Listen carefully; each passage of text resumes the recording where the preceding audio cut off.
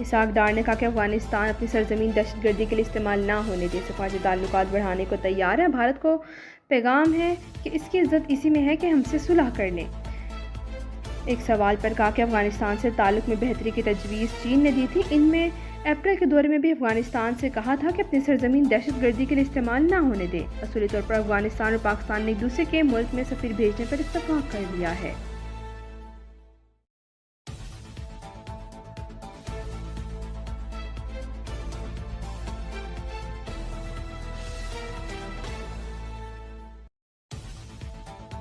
इनको बाज आ जाना चाहिए।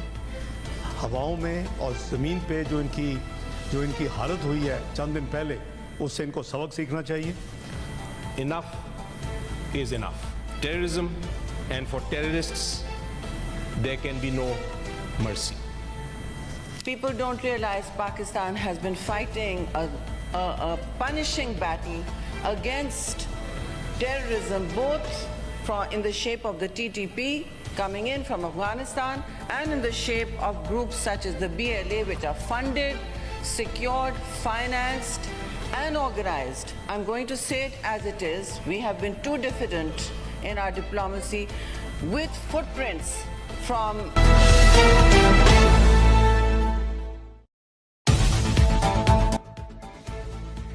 खुजदार बस हमले के खिलाफ सेनेट में करारदाद मुत्तफिका तौर पर मंजूर। खुजदार में स्कूल बस पर भारतीय स्पॉन्सर दहशतगर्द हमले के खिलाफ सियासी क़यादत हम आवाज़। वज़ीर आज़म इसहाक डार ने कहा कि भारत अपनी शिकस्त याद रखे, हम सरहद पार से दहशतगर्दों को वापस आने की इजाज़त देने और मुजरिमान की रिहाई का खमियाजा भुगत रहे हैं। सेनेटर अली जफर ने कहा कि दहशतगर्दों के लिए कोई रियायत नहीं, पाकिस्तान ने बहादुर कौम की तरह भारत को मुंह तोड़ जवाब दिया। पीपल्स पार्टी की शीरी रहमान ने कहा कि पीटी अफगानिस्तान से आ रही है, मासूम बच्चों का खून बहाने वालों से कोई समझौता नहीं होगा।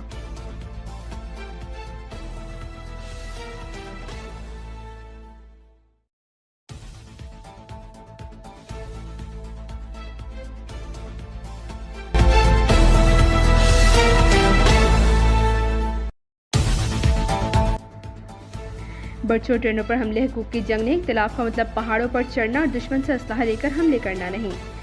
इनका हल ये है कि इनको कुचला जाए। सेनेटर अनवारुल हक काकड़ ने कहा कि फील्ड मार्शल सुमेर की 2 कौमी नज़रिए पर गुफ्तगू से RSS को बहुत तकलीफ हुई। सेनेटर अहमद वली ने कहा कि अगर नेशनल एक्शन प्लान पर अमल नहीं हुआ तो ये हमले होते रहेंगे। KP और बलूचिस्तान के लोग प्रॉक्सीज जंग से तंग आ चुके हैं।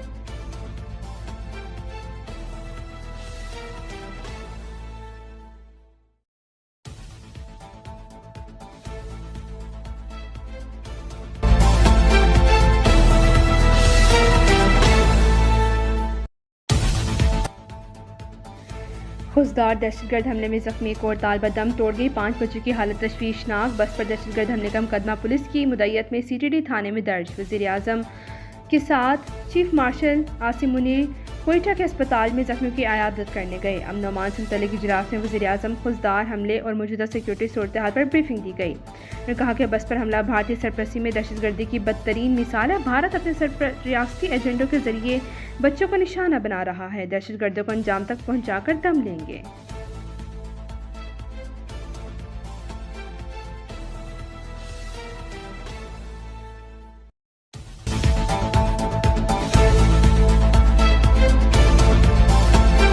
भारत का बार बार इनकार, अमेरिका का इसरार। अमेरिकी सदर डोनाल्ड ट्रंप ने एक बार फिर कहा है कि पाक भारत जंग इन्होंने बंद करवाई। गुफ्तगू के दौरान सदर ट्रंप ने कहा कि पाकिस्तान और भारत के दरमियान मसला बढ़ता जा रहा था। इन्होंने कहा कि तुम लोग ये क्या कर रहे हो, पाकिस्तान के लोग बेहतरीन और रहनुमा अजीम हैं, भारत में इनका दोस्त मोदी है, दोनों मुल्कों के साथ बड़े मुआहदे कर रहे हैं।